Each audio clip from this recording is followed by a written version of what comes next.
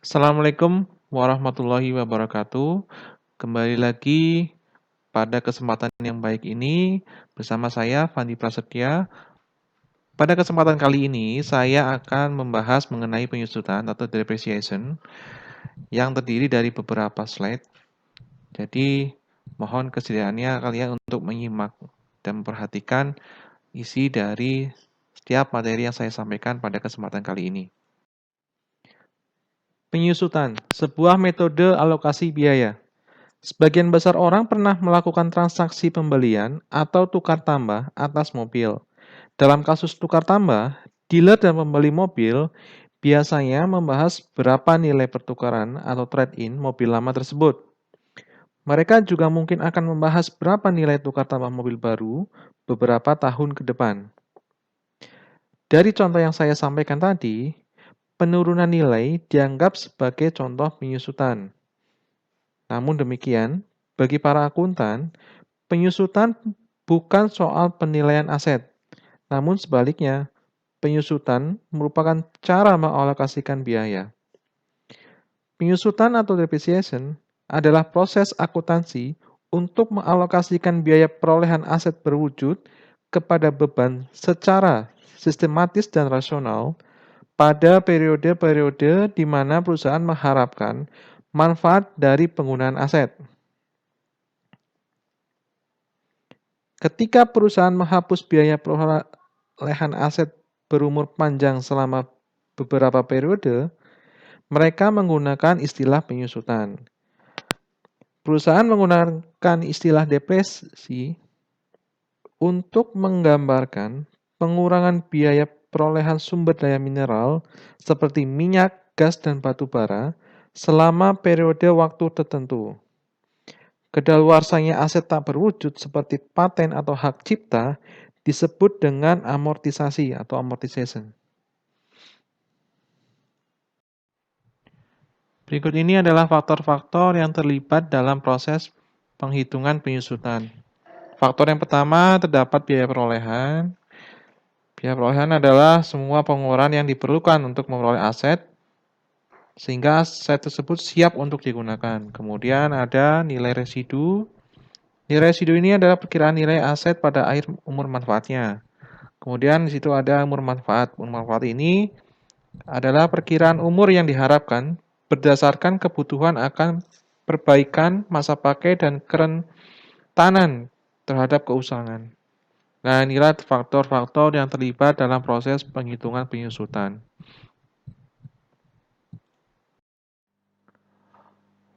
Faktor yang pertama ada biaya perolehan dan nilai residu. Dasar yang menjadi dasar penyusutan adalah fungsi dari dua faktor ini, yaitu biaya perolehan dan nilai residual.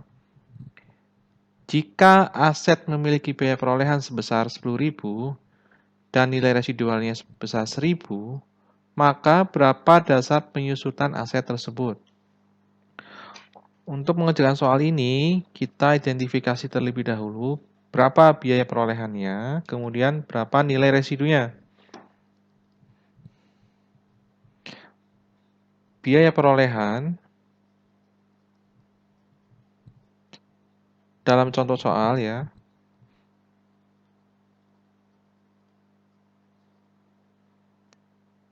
itu sebesar 10.000.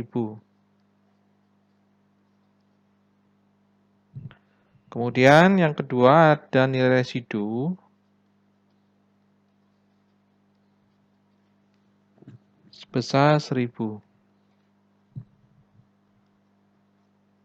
Kemudian berapa penyusutan aset tersebut? Berapa penyusutannya?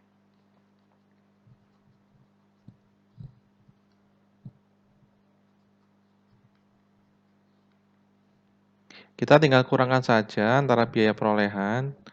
Biaya perolehan di sini adalah 10.000. Kemudian nilai residunya adalah 1.000. Jadi dasar penyusutan aset tersebut adalah sebesar 9.000.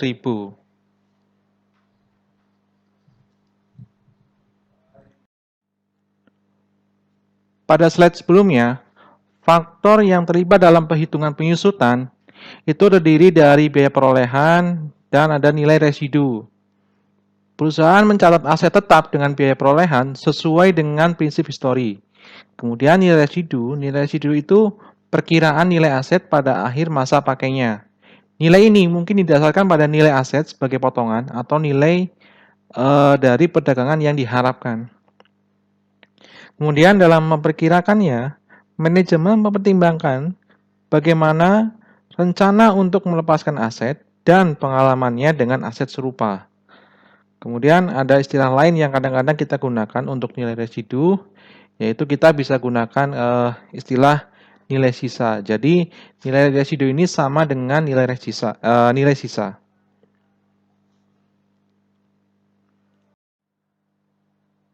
Berikutnya mengenai umur manfaat aset. Umur manfaat aset berbeda dari umur fisiknya. Sebuah mesin mungkin secara fisik mampu menghasilkan produk tertentu selama bertahun-tahun setelah umur manfaatnya berakhir. Akan tetapi, perusahaan mungkin tidak menggunakan peralatan selama masa itu karena biaya produksi produk pada tahun kemudian mungkin terlalu tinggi. Kemudian yang berikutnya ada faktor yang diperhitungkan dalam menentukan umur manfaat dari setiap aset. Yang pertama, perkiraan daya pakai dari aset yang bersangkutan. Maksud di sini adalah daya pakai atau daya guna tersebut dinilai dengan merujuk pada perakiraan kapasitas atau kemampuan fisik aset tersebut untuk menghasilkan sesuatu.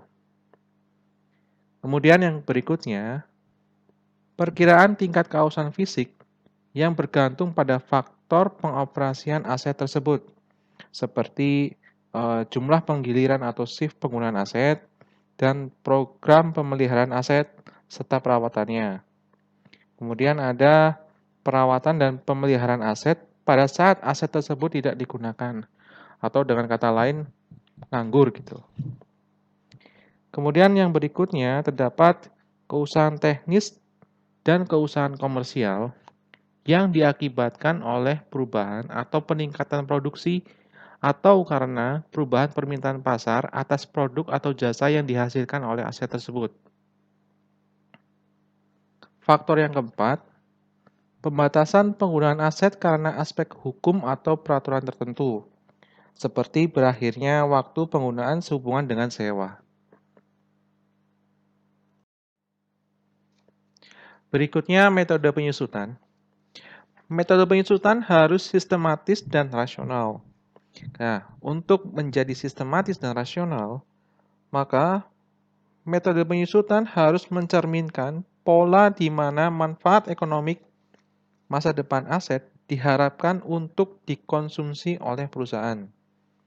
Kemudian perusahaan itu dapat menggunakan sejumlah metode penyusutan seperti metode aktivitas, metode garis lurus, dan metode pembebanan penurunan. Untuk metode pembebanan penurunan, ada jumlah angka tahun dan metode saldo menurun. Metode penyusutan yang pertama itu terdapat metode aktivitas. Metode ini disebut juga sebagai pendekatan pembebanan variabel atau pendekatan unit produksi. Metode ini mengasumsikan bahwa penyusutan adalah fungsi dari penggunaan atau produktivitas dan bukan fungsi dari berlalunya waktu. Dalam metode aktivitas, perusahaan menganggap umur aset dalam hal output yang dihasilkan atau ukuran input seperti jumlah jam kerja mesin. Metode aktivitas memiliki beberapa keterbatasan. Keterbatasan yang pertama, metode ini tidak sesuai dalam situasi di mana penyusutan merupakan fungsi dari waktu dan bukan aktivitas. Saya misalkan seperti ini, jika perusahaan berkembang dengan cepat, maka bangunan tertentu akan segera menjadi usang untuk memenuhi tujuan yang dimaksudkan pada awalnya. Kemudian, keterbatasan yang kedua, metode aktivitas ini sulit untuk menentukan output atau jam pemakaian yang digunakan. Nah, inilah keterbatasan dari metode aktivitas.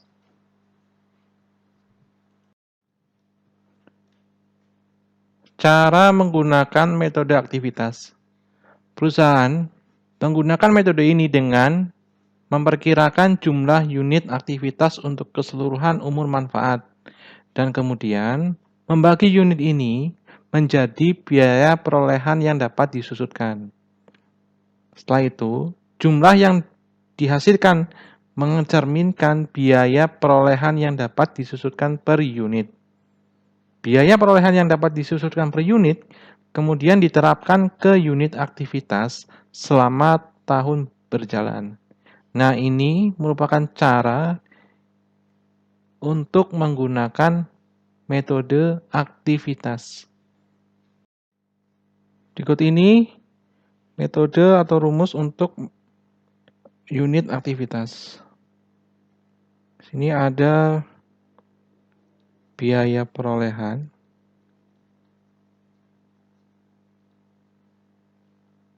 yang dapat disusutkan.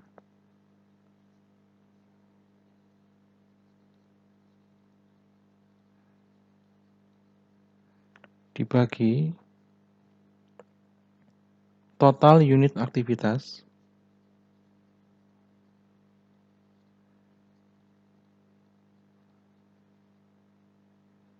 maka hasilnya adalah biaya perolehan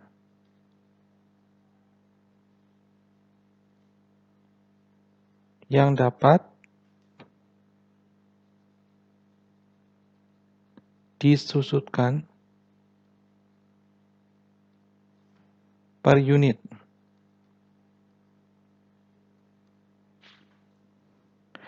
Jadi untuk menghitung biaya perolehan yang dapat disusutkan per unit, itu diperoleh dari membagi biaya perolehan yang dapat disusutkan dengan total unit aktivitas. Nah, hasilnya ini adalah biaya perolehan yang dapat disusutkan per unit. Kemudian, setelah diketahui biaya perolehan yang dapat disusutkan per unit, maka langkah selanjutnya adalah kita mengkalikan dengan unit aktivitas dalam tahun berjalan. Dikali unit aktivitas dalam tahun berjalan.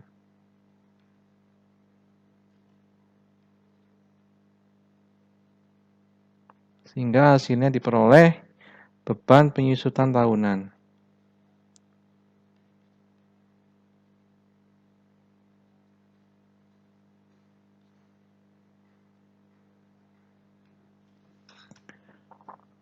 Nah, inilah rumus untuk metode unit aktivitas. Pertama, kita membagi dulu biaya perolehan yang dapat disusutkan dengan total unit aktivitas, sehingga diperoleh biaya perolehan yang dapat disusutkan per unit. Kemudian, biaya perolehan yang dapat disusutkan per unit dikalikan dengan unit aktivitas dalam tahun berjalan, sehingga diketahui jumlah beban penyusutan tahunannya.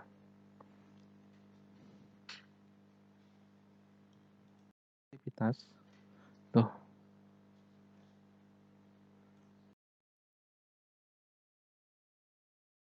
Berikutnya ada metode garis lurus atau straight line method.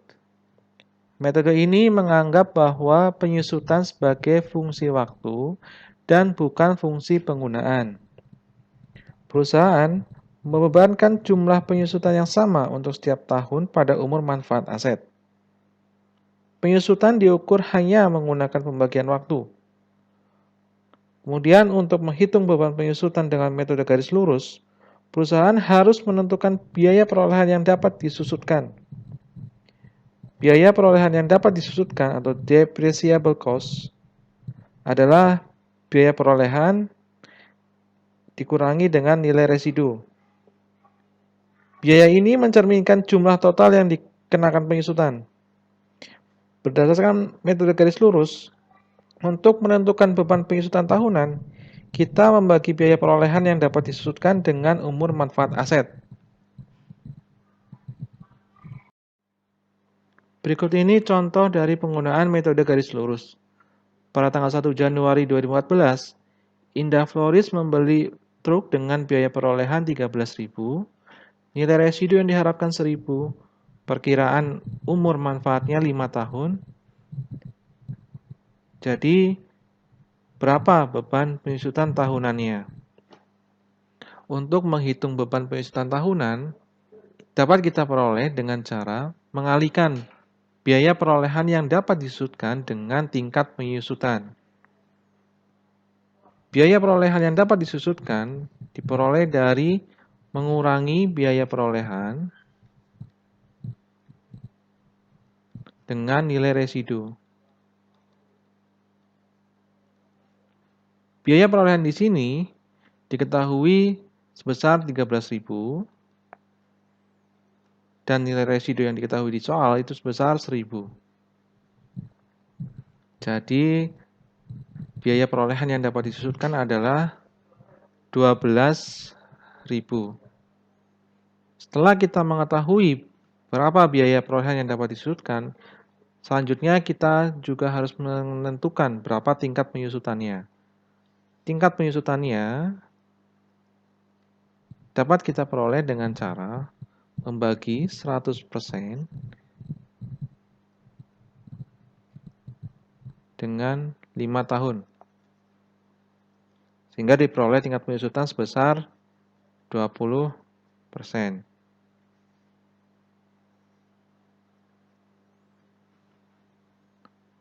Nah, setelah kita mengetahui berapa biaya perolehan yang dapat disusutkan dan tingkat penyusutannya, kita tinggal mengalihkan biaya perolehan yang dapat disusutkan dengan tingkat penyusutan, sehingga diperolehlah beban penyusutan tahunannya sebesar 2.400. Kemudian untuk akumulasi penyusutan itu juga sebesar 2.400.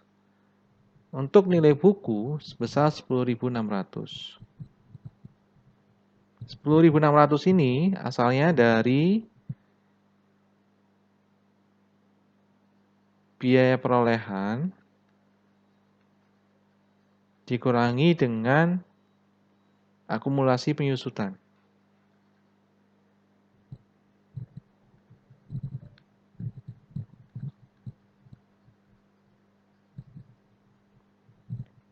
Biaya perolehan di sini diketahui sebesar 13.000 dikurangi akumulasi penyusutan untuk tahun 2014 sebesar 2.400.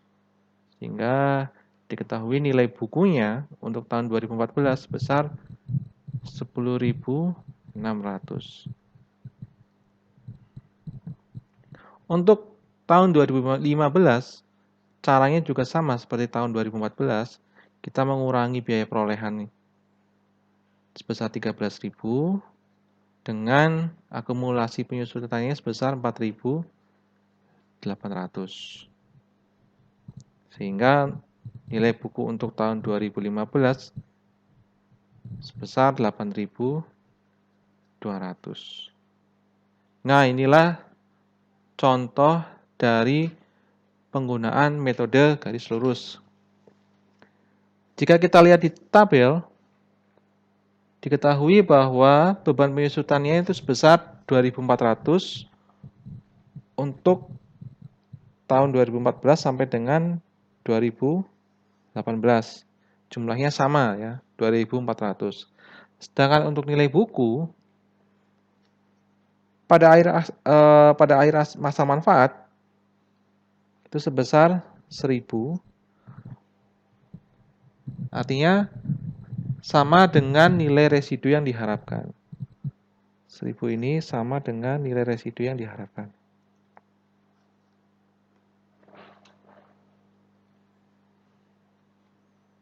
Nah, inilah contoh dari penggunaan metode penyusutan dengan menggunakan metode garis lurus.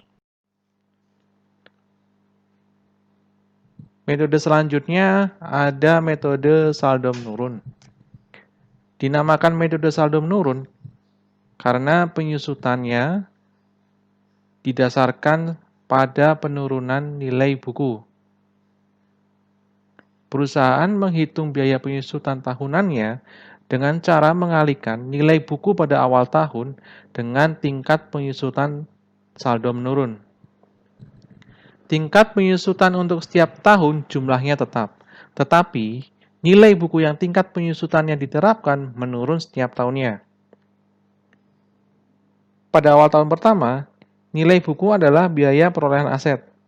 Hal ini karena saldo akumulasi penyusutan pada awal umur manfaat aset adalah 0. Kemudian untuk tahun-tahun berikutnya, nilai buku adalah selisih antara biaya perolehan dan akumulasi penyusutan sampai saat ini.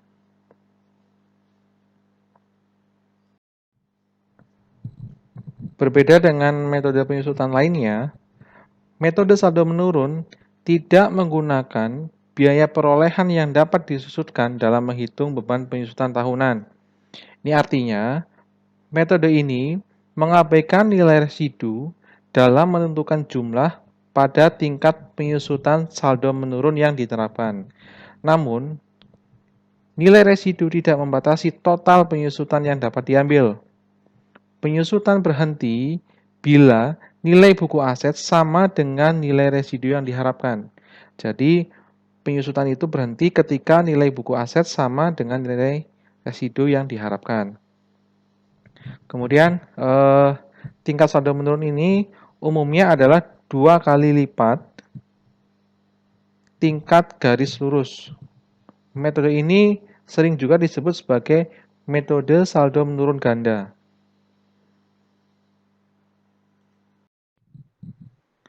Berikut ini contoh penggunaan dari metode saldo menurun. Pada tanggal 1 Januari 2014, Indah Floris membeli truk dengan biaya perolehan 13.000. Nilai residu yang diharapkan 1.000, perkiraan umur manfaat 5 tahun. Jadi berapa beban penyusutan tahunannya jika Indah Floris menggunakan metode saldo menurun? Untuk menghitung beban penyusutan tahunan, kita mengalihkan antara nilai buku awal tahun dengan tingkat penyusutan. Nah, nilai buku awal tahun untuk tahun 2014 adalah sebesar biaya perolehan aset.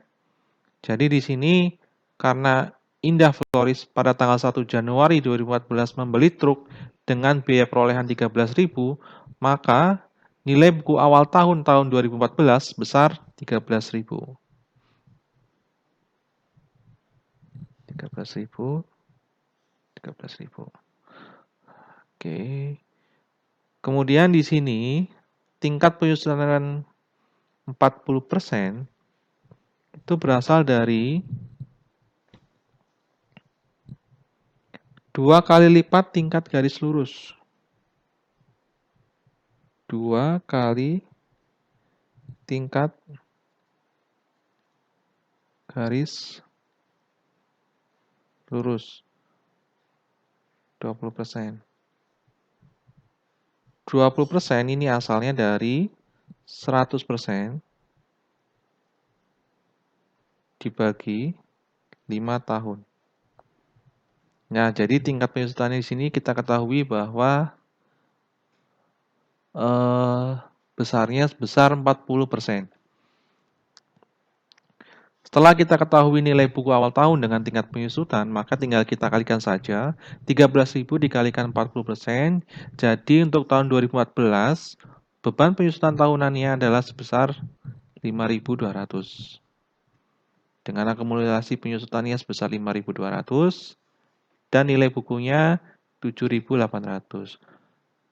7.800 ini diperoleh dari harga perolehan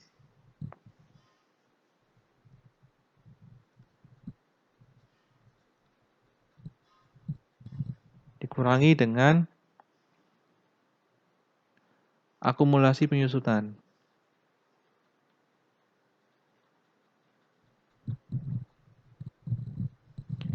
Harga perolehan tahun 2014 itu sebesar 13.000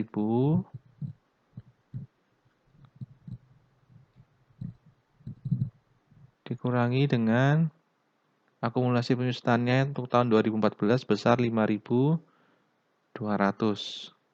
Jadi diperoleh nilai bukunya sebesar 7.800. Kemudian untuk tahun 2015, nilai buku awal tahunnya adalah selisih antara biaya perolehan dan akumulasi penyusutan sampai saat ini.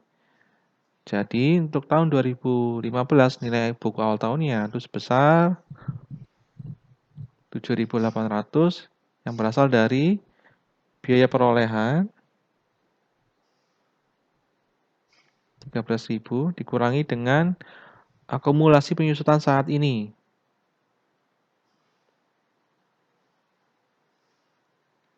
5.200. Jadi nilai buku awal tahunnya adalah 7.800. 5.800 ini adalah akumulasi penyusutan di tahun 2014. Nah, setelah kita ketahui nilai buku, kemudian untuk tingkat penyusutannya adalah sama 40%, tinggal dikalikan saja, maka beban penyusutan tahunannya untuk tahun 2015 besar 3.120. Dan akumulasi penyusutannya untuk tahun 2015 besar 8.320. Sehingga untuk menghitung nilai bukunya sama seperti dengan tahun 2014, caranya ya, harga perolehan dikurangi dengan akumulasi penyusutan. Jadi di sini 13.000 dikurangi dengan 8.320. Hasilnya adalah 4.680. Kemudian untuk tahun 2016, 17, dan 18, caranya sama dengan tahun 2014 dan 2015. Dan nanti nilai bukunya adalah 1.000, sama seperti nilai residu yang diharapkan. Jadi di sini nilai bukunya 1.000 itu sama dengan nilai residu yang diharapkan.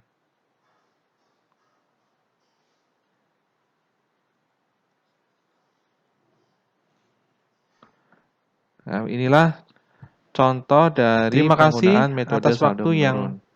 Telah Anda sediakan untuk menyimak materi pada kesempatan kali ini. Materi ini saya peroleh dari beberapa literatur seperti Intermediate Accounting, IFRS Edition, edisi 3, karangannya Kiaso dan kawan-kawan. Dan beberapa literatur lainnya yang relevan dengan materi pembahasan pada kesempatan kali ini. Kemudian saya ucapkan terima kasih dan mohon maaf apabila ada kata-kata yang kurang berkenan di hati para pendengar sekalian. Akhir kata, Assalamualaikum warahmatullahi wabarakatuh.